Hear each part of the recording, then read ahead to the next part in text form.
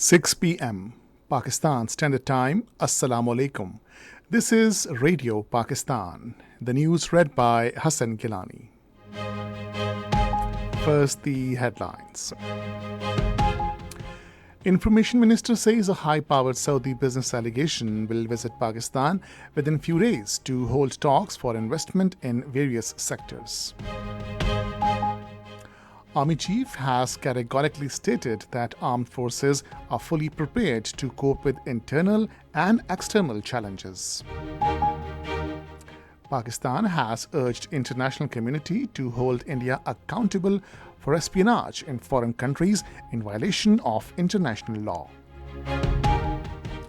In Indian illegally occupied Jammu and Kashmir, occupation troops in their fresh act of state terrorism martyred a Kashmiri youth in Bandipora district today. 28 Palestinians were martyred in unabated Israeli airstrikes on besieged Gaza enclave during the last 24 hours. The fourth T20 match between Pakistan women and West Indies women is being played in Karachi this evening. And now the news in detail. Minister for Information and Broadcasting Ataullah Tarar says recent visit of Prime Minister Mohammad Shehbaz Sharif to Saudi Arabia remained successful. He was addressing a news conference flagged by Minister for Law and Justice Azam Nazir Tarar in Islamabad today. He said the Prime Minister held 12 high-level meetings with Saudi ministers and entities of different financial institutions focusing on economic revival and bringing foreign investment in Pakistan. Ataullah Tarar said the Prime Minister within 1 month met the Saudi Crown Prince twice. He said a high-powered Saudi delegation comprising businessmen and investors will visit Pakistan within the next few days to hold talks on comprehensive roadmap for investment in various sectors. Speaking on the occasion, Law Minister said introducing reforms in the Federal Board of Revenue is among top priorities of the government.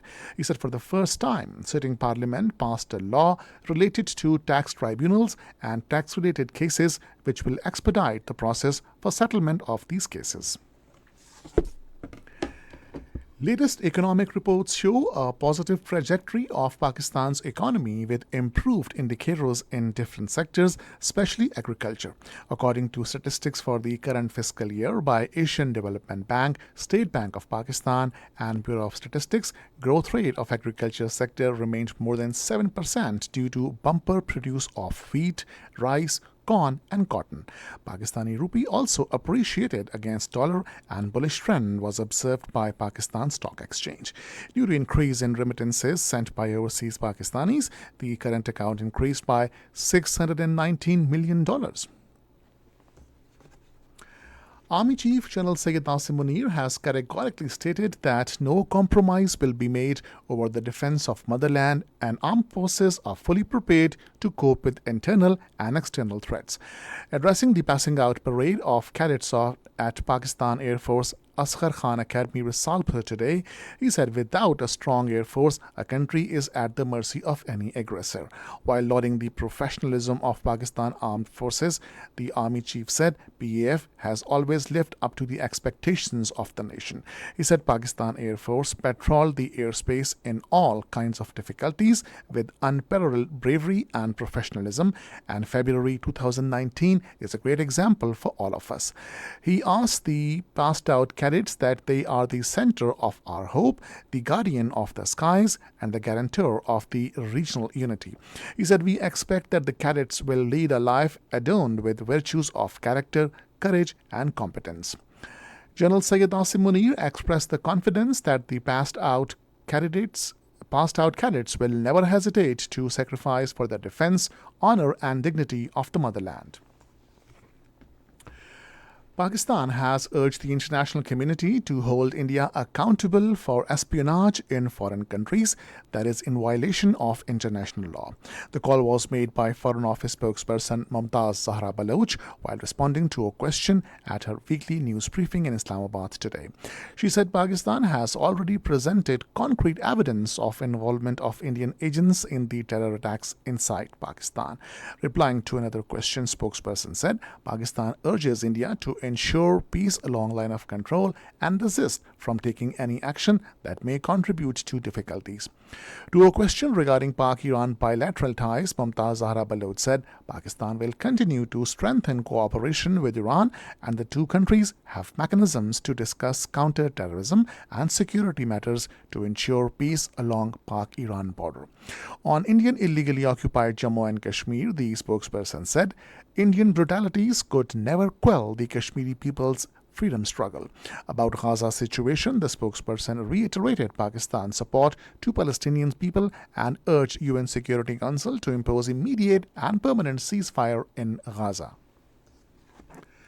This is Radio Pakistan. In Indian illegally occupied Jammu and Kashmir, occupation troops in their fresh act of state terrorism martyred a Kashmiri youth in Bandipora district today. The troops in continued search operation also arrested two youth. Meanwhile, All Parties Hurriyat Conference has condemned BJP-led government's colonial policies aiming at altering the demographic landscape of occupied Jammu and Kashmir. APHC spokesperson Abdul Rashid Minhas in a statement also condemned the confiscation of the civilian properties as part of a larger scheme to dispossess Kashmiris of their heritage and lands in their own homeland. President of the People's Democratic Party, Mehbooba Mufti, called for resistance against exploitation and injustice, urging people to unite against BJP's anti-Kashmir agenda. On the other hand, protests erupted in various parts of the occupied territory. 28 Palestinians were martyred in continued Israeli airstrikes on besieged Gaza enclave during the last 24 hours.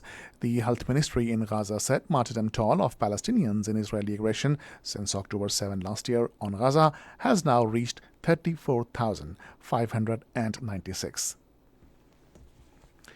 The United Nations says rebuilding of Gaza enclave will take 80 years. A UN official said nearly 7 months of Israeli bombardment have cost billions of dollars in damage, leaving many of the crowded strip's high-rise concrete buildings reduced to heaps. Palestinian data shows that around 80,000 homes have been destroyed. The interim Taliban government has agreed with Kazakhstan and Turkmenistan to build a logistics hub in western Afghanistan. Taliban acting Commerce Minister Nuruddin Azizi said a logistics center is going to be established in Herat province, which can connect the North to South Asia. He further said reaching Pakistan through Afghanistan will be the best option, as Kazakhstan is also planning to export goods through Herat into South Asian markets. Kazakhstan's trade ministry said in a statement that it wants to develop roads and a railway through Afghanistan to connect with South Asia and the Gulf, and the hub serving as an important logistics point. The fourth T20 of 5-match series between Pakistan women and West Indies women is being played in Karachi this evening. The match will start at 7:30 in the evening. West Indies women lead the series 3-0.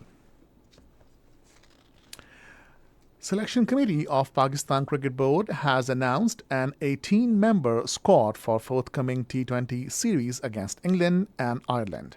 Babar Azam will lead the team in both series. The team will leave for Dublin on Tuesday and it will play first T20 against Ireland on 10th of this month. And finally, the weather.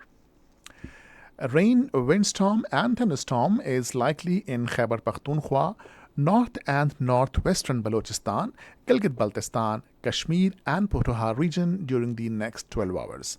However, gusty winds and windstorm are likely in South Punjab and Upper Sindh during evening and night. Now the headlines once again. Information Minister says a high-powered Saudi business delegation will visit Pakistan within few days to hold talks for investment in various sectors.